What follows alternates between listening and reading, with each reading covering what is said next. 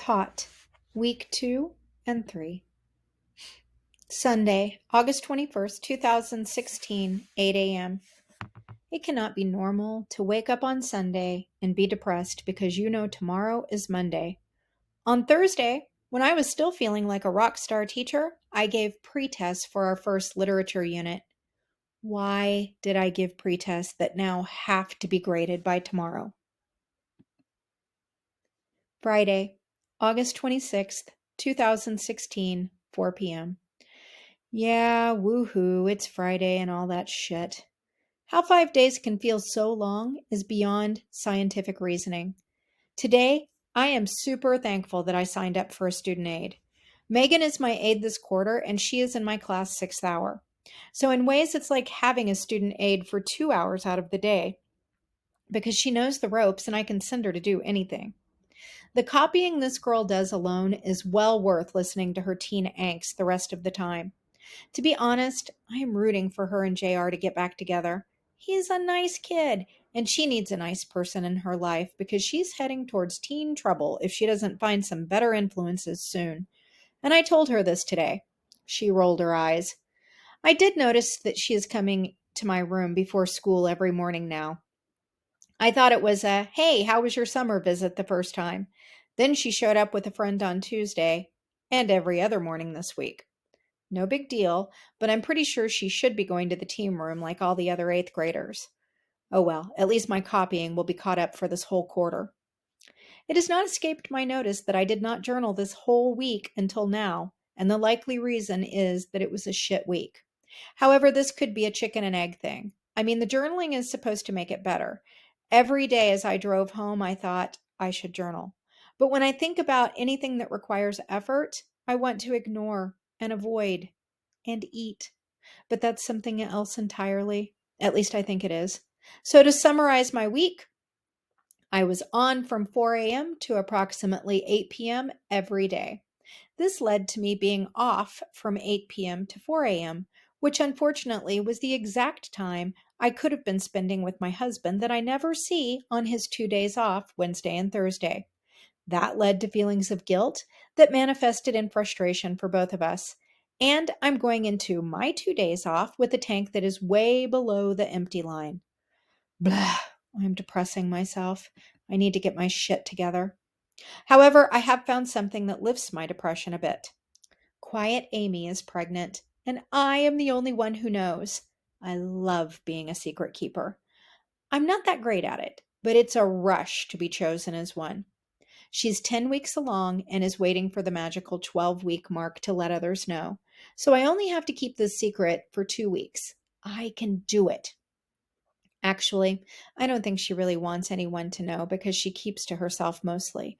But since this was an unplanned pregnancy, she will have a lot of crap to do and people to please in order to take maternity leave, which is why she let me in on her secret.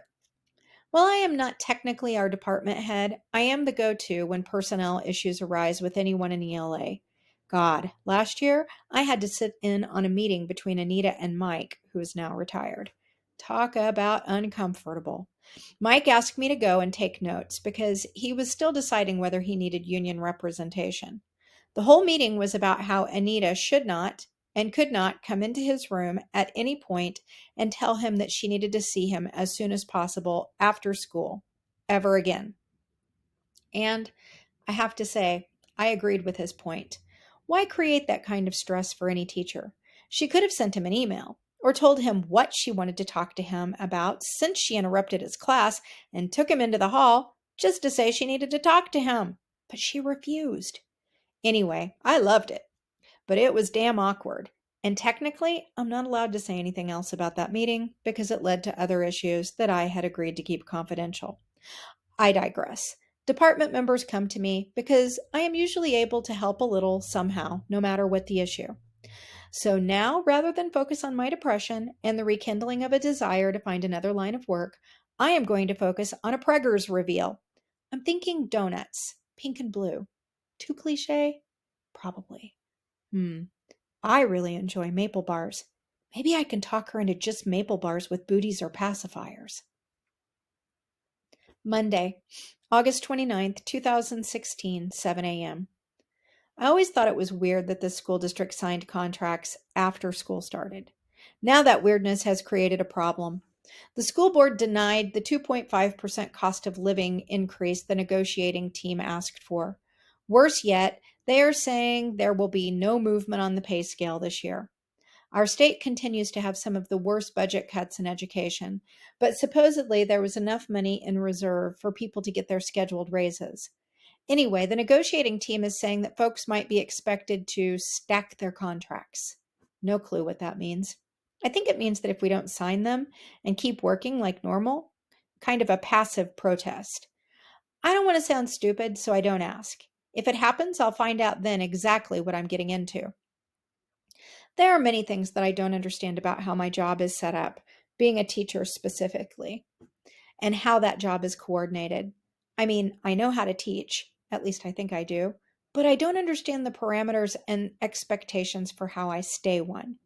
For example, I have no clue how my retirement works. It's part of a state system that, when one has questions about said system, multiple phone calls are required to multiple departments where no one seems to understand what anyone in any of the other departments does. There are meetings to explain this system 3 times a year, but they are always right after school and sometimes in towns that are quite a drive away. There's a website that explains all of our benefits, but they all have complex names and subsets, and I'm not sure what benefits package I actually have because there are so many options. I should note that my file in my file cabinet, where I have volumes of papers and booklets, covers all the plans. However, nothing specifically tells me what plan I have. I also don't know how to renew and recertify my teaching license. I managed to figure the basics out when it comes up, but I don't understand the system itself. It requires logging things into a database and waiting for approval. Someone in our building, who presumably does understand but can't explain it to others, keeps a record of all of our professional development points that need to be logged into this database from our building. Then they make a copy at the end of the year, and we all use that to enter ours. But yeah, I never really understand what it is we're doing. I could go on, and I'm too embarrassed to admit that 9 years ago, when I got my job and was so excited to be working, I signed papers without really understanding then what I was signing up for. In other news, my sister and my grandma are arguing. My family of origin is fraught with trauma, addiction, and multiple types of abuse. However, most of us have maneuvered our way into lives that resemble what a typical middle class life should resemble. And for the most part, we're all okay. As the unwilling matriarch to my sister, brother, dad, and grandmother, I get to decide, and I say we're all okay. And compared to where we were 20 years ago, with a very drug addicted mother, wife, daughter in law who put us all through hell, we are indeed okay. None of us have seen the drug addict since October 13th, 2001, and that has enabled all of us to construct reasonable day to day existences. To be truthful, I should probably journal about some of that stuff as some kind of releasing of demons, but I have a pretty good life now, and I'm trying to help kids like me by being a teacher, so that's all the therapy I really want to do in that area. Typically, my grandmother and sister fighting is entertainment for me, kind of like listening to an episode of Jerry Springer on my way to work each day. However, this time it's not funny because my grandmother seems to be accusing my sister of saying things that my sister vehemently denies ever having said. According to Grandma, my sister said she never wanted to see her again. Now, I'm sure my sister has felt that way many times, but I'm quite certain she's never actually said it to her. Now I must play a delicate balance between listening to my grandma in a way that makes her feel heard, but somehow not feeding into her crazy. Sometimes I have trouble remembering how to walk this tightrope with all the other things that are on my mind. Tuesday, August 30th, 2016, 6 a.m. I noticed that it's time for me to get a haircut, and damn if my legs don't need to be shaved again. But I have scheduled grocery shopping for this weekend, along with laundry and cleaning bathrooms. And I really should come in and plan this weekend too, because it's my evaluation year. Yes, I will be the lucky recipient of all the accoutrement that goes along with our new eval tool. Imagine whistles and clapping, then imagine me making retching sounds. Bleh. I received my packet in my school mailbox, hard copies of my beginning of year conference expectations, along with a handy worksheet that I can fill out and bring with me to guide the conversation, optional per negotiated agreement.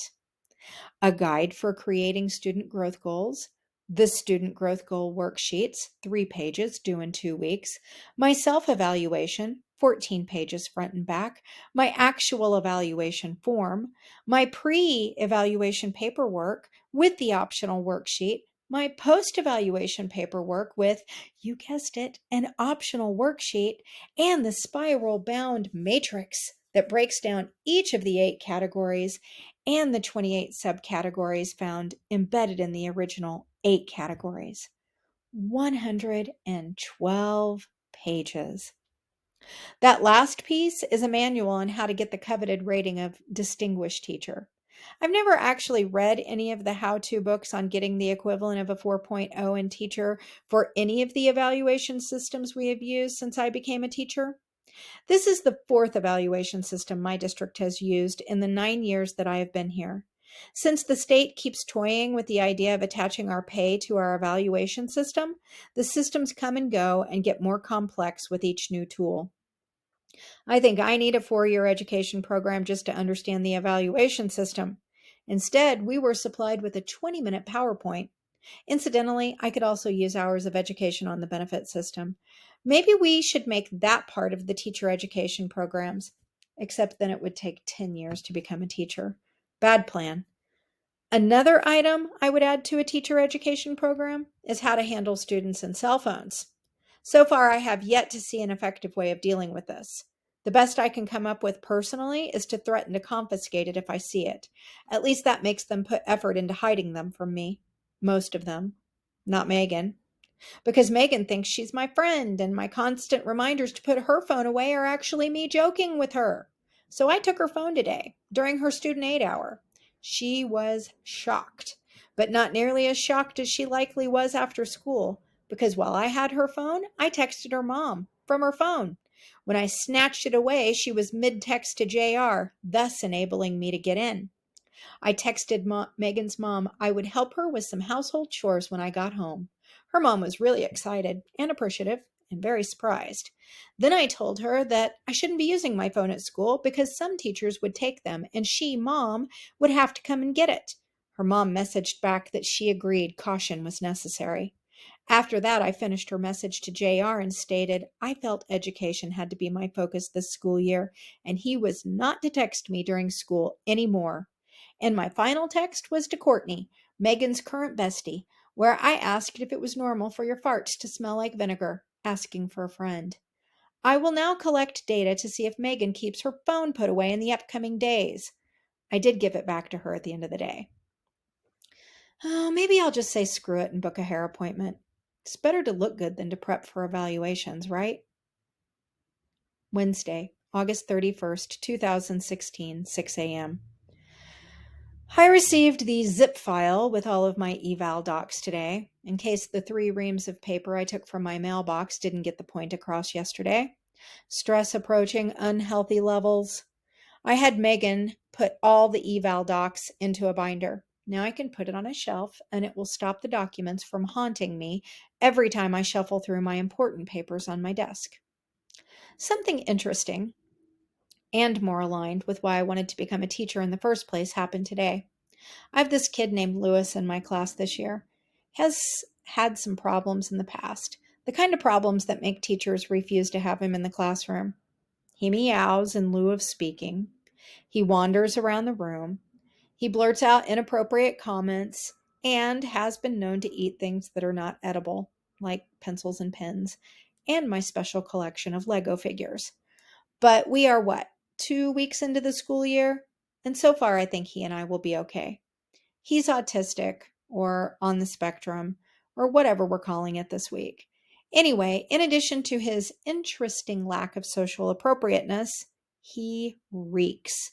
Today I was helping him look through his folder for a missing paper, and the odors coming off him made me gag. I mean, really out loud gag.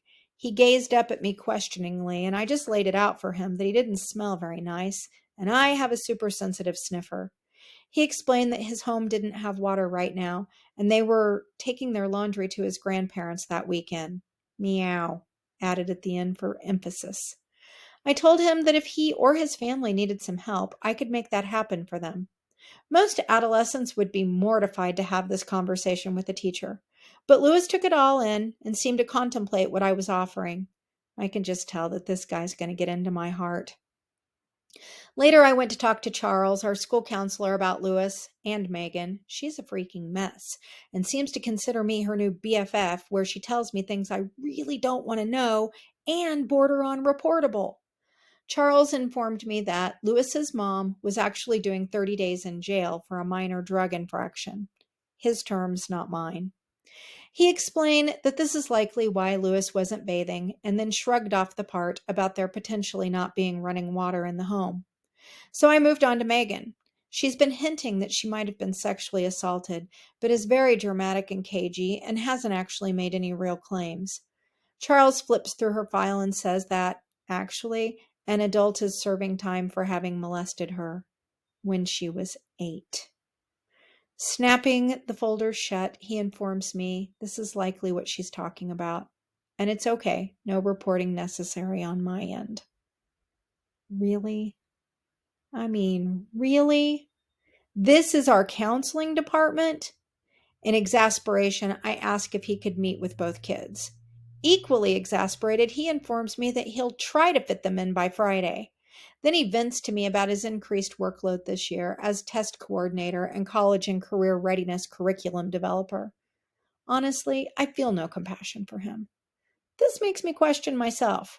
I want him to feel compassion for these 2 students, yet I can't feel bad for him due to the fact that I have my own heavy workload. It's a vicious cycle, and apparently one that is robbing both of us of our humanity. Thursday, September 1st, 2016, 4 p.m. Good news! 3-day weekend coming up.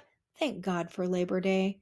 Also, our negotiating team worked with the school board in an all-nighter to finally agree that every teacher in our district would stay at their current pay level. No movement on the ladder is what they call it.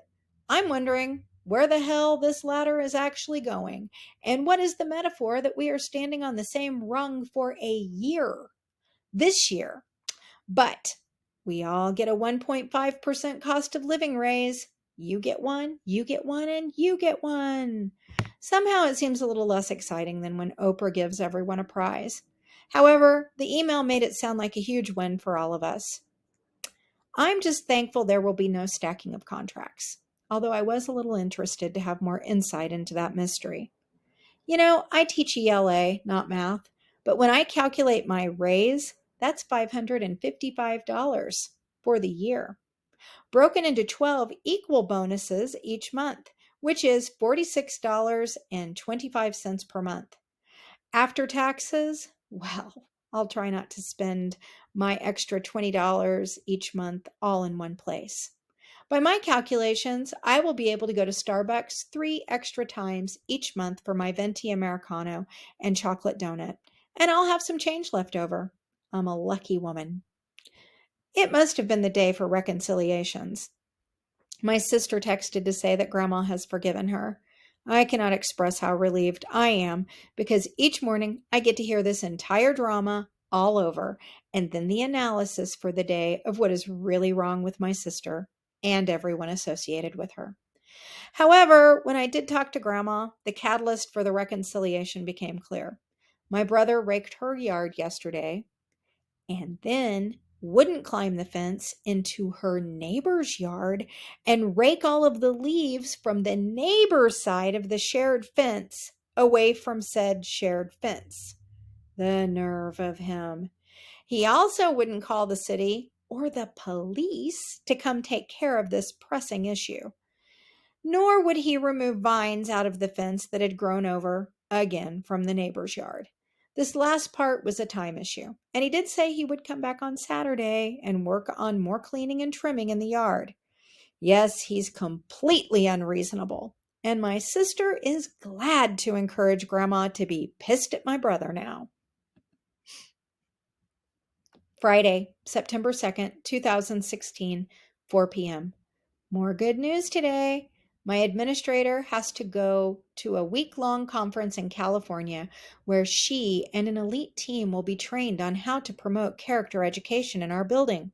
There are 8 people going, and the negative person in me, who is getting quite good at math, calculates that 8 plane tickets, 8 conference fees, and 4 hotel rooms for 5 nights equals about $11,000. Wonder where that money came from. I mean, it seems as if my $555 raise could be bumped up a bit if they weren't going on this trip. But the part that concerns me is that due to this engagement, Anita now has a conflict in scheduling and has to bump up my evaluation timeline. This means my beginning of year conference will be Tuesday during my plan time. Then we will set up pre-evaluation meetings and an evaluation timeline for the next week. Can't wait.